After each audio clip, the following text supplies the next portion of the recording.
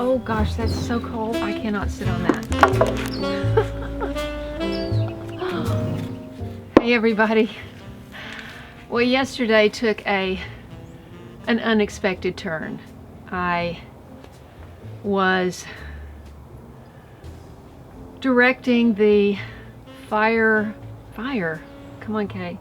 I was directing my tree trimming guy who was opening up the pineapple guavas, and I asked him if he could take away these two huge redwood discs that I have saved since my original neighbors. They were the original people in the neighborhood. They had planted coastal redwoods in their yards back in 1940 or something. And when they tore these houses down, the first thing to go were the coastal redwoods. I was heartsick. I thought, at least make a deck out of them so it could be a selling feature for the house. But contractors don't want to be bothered with anything like that. They have their plan and they just want to get everything out of the way and flatten everything, compact it down so that the soil doesn't even absorb water. Oh, I've got stories. Anyway, I wanted a piece of these redwoods. Now I don't even have a photograph. Oh my gosh. I've had them since 2007 and now they're gone and I didn't even get a photograph. Wow. Anyway, they were 36 inches in diameter and that thick. One of them was that thick and smaller, and one was that thick and 36 inches in diameter. And they were sitting in the back and I knew I had to get rid of them, and so I said to him, do you think you could just take them away with you? And he said, well, I think so. Let me see. And he had been trimming the guavas, and a big, when they first fall off, the guavas fall off the tree. When they first fall off, they're quite hard. And you put them on your counter for a couple of days and they soften up. And then the aroma comes out. Oh, they smell divine. So anyway, he said, let me see. So I just was looking this way and I turned to go that way, and I stepped on a big guava and my right ankle just went out. And I lost my balance and I went down on my left knee, which got scraped and bruised and is very sore, but it's not broken or anything. The jury is still out on my ankle, which I'm icing, and my hand, which I'm icing. I was inside for 4 hours after I hurt myself yesterday, and my friend showed up to bring me food, and she had a mask on and she brought me one. And I thought, yeah, I mean, it is smoky out here. It's not any worse, I don't think, than it was last night, so maybe it's moving through. But I have 4 people coming today. Denora's coming back for an extra day inside the house, and I've got a volunteer. She is known as V, and she is a late bloomer fan, a new late bloomer fan that I haven't met. The same thing happened last weekend. I had a volunteer that drove up from Oceanside, which is close to San Diego, Lisa. When I started this process of gardening 7 years ago, I made a commitment to show the good with the bad. And many people comment on that when they write me. I have this walking stick I got up in the Santa Monica Mountains, and I had crutches from my son's broken ankle in the garage for 6 years, collecting dust, and of course they went in the estate sale. I could use them today.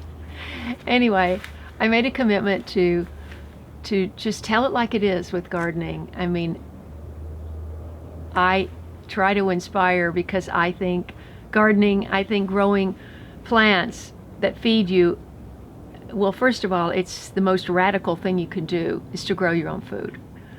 And not that I want to be radical, but it you start growing your own food, and yeah, you can get decimated by this thing or that pest or fungal disease or whatever, but it's such an education.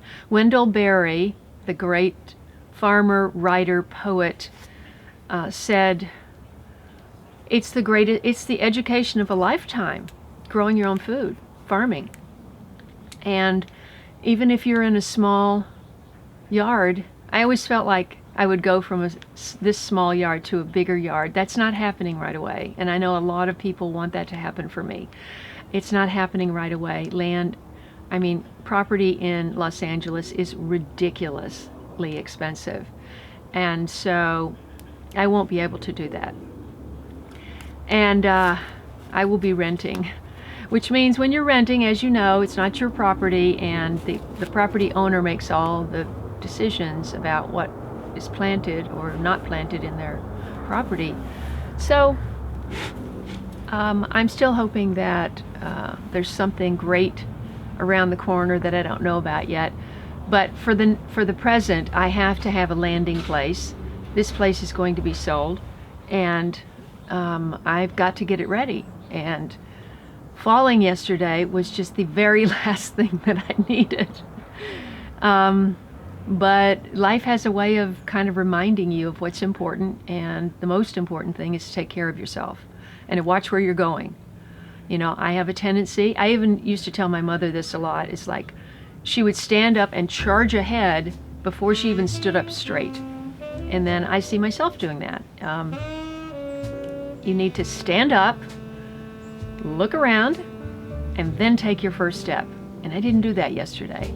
And I have an uneven sidewalk that those 4 panels where I was standing was poured in 1939. That's almost all of the original sidewalk of this whole side of the street, 10 houses. This is all that's left, because when contractors come in, they just put in a new sidewalk. And that hasn't happened on this property, and I hope it doesn't. I hope I find a family that is interested in what I've started here and try to continue it. That would be fantastic. Another thing I wanted to just touch on is that friends are amazing, and I can't even tell you, without getting choked up, how much help people have given me. When I look back, you know, from my broken arm with Hazel ringing the door every night. She's my wonderful neighbor from Britain, and I want to do a video with her that is, let's see, what I want to call it. I want to call it Tea and Tales of the Garden, or something like that. Because when we walk, she tells me about they had a victory garden. Well, they were in Britain, but I don't know if they called them that. But her mother was amazing, and she has all these wonderful stories. And I want to go over to her house and for her to prepare English tea, and she makes what she calls scones. And she makes her scones, and just have you listen to her stories. I think you would find it fascinating. And let me know if you would like that idea, because I really want to shoot that. So yesterday I put out the word to 2 or 3 people that I felt, and one brought me dinner from the best quality of food in the village, and she sat and ate with me, and then another friend brought me Epsom salts because I was out. I had been soaking with my back, which has just gotten better. 3 visits to the chiropractor. I got a great chiropractor, by the way. And then she also brought me fresh orange juice that she squeezed yesterday from one of the properties where she manages. This is just if you've never had fresh squeezed orange juice, fresh squeezed, You've got to try it in your lifetime. Put it on your bucket list.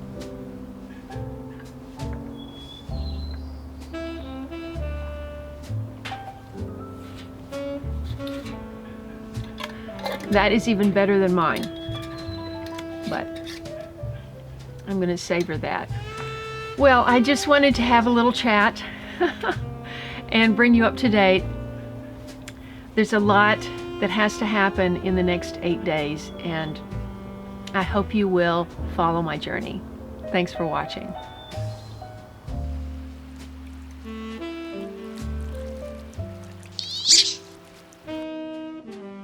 If you enjoyed this video, please watch these.